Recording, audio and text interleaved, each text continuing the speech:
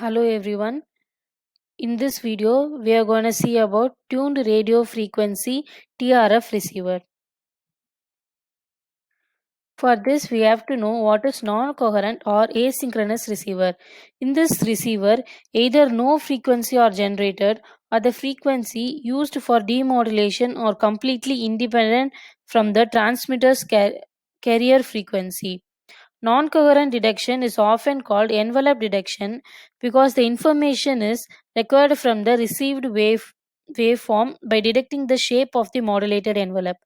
Based on the principle of operation, only two types of receiver which have any real practical and commercial significance. They are tuned radio frequency receiver and super heterodyne receiver. Here we are going to see about tuned radio frequency TRF receiver.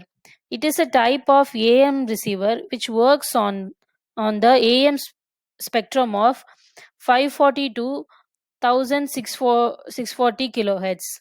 The bandwidth in this case should be 10 kilohertz. This is the diagram. This has an antenna part and the tuning stage, detector stage, audio stage, and finally the speakers. The tuned circuit is used for the selectivity of the signal.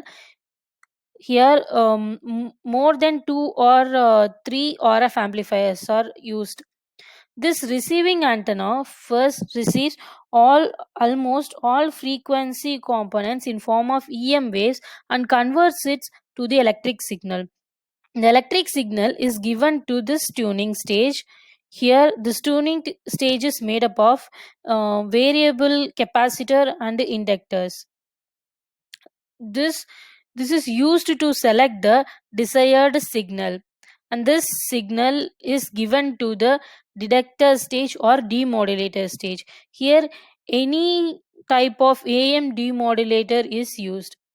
It extracts the message signal from the carrier or the modulated signal, and the signal comes from this stage is weak and it cannot be directly given to the speakers. So it is amplified by the audio amplifier in this stage and given it to the speakers. These are the working operation I explained just now. Two or three RF amplifiers, all tuning together, were employed to select and amplify the incoming frequency and simultaneously to reject all other. After the signal was amplified to a suitable level, it was demodulated by the detector. In the demodulation process, the carrier signal is passed and only the modulating signal is required. The detected signal is amplified to the adequate power level using the audio amplifier and the power amplifier and given it to the loudspeaker for the reproduction. Advantages: these are the advantages of the receiver. It is much cheaper when compared to the others, very simple to implement, and has high sensitivity. This receiver have so many disadvantages. The main disadvantages is the instability and variation in gain and insufficient selectivity. For example, we know that the quality factor is equal to resonant frequency divided by bandwidth. Let's take the lowest frequency range in this receiver, which is 540 divided by 540 kilohertz and divided by bandwidth 10 kilohertz, which gives the quality factor 54. And quality next case, we take the highest resonant frequency, which is 1640 divided by 10, which gives 164.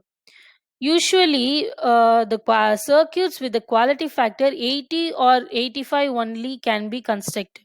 More than the value becomes more complicated, and the circuit will act as oscillators. So, the selectivity issues will be there, which will sometimes lead to the crosstalks and unable to achieve sufficient selectivity of high frequency. And also due to large number of RF amplifiers all tuned to the same center frequency, the receiver can be unstable. Another one is variation in the bandwidth. Their bandwidth varies with the center frequency, which tuned over wide ranges of frequency. So these are all the advantages. These are all the disadvantages.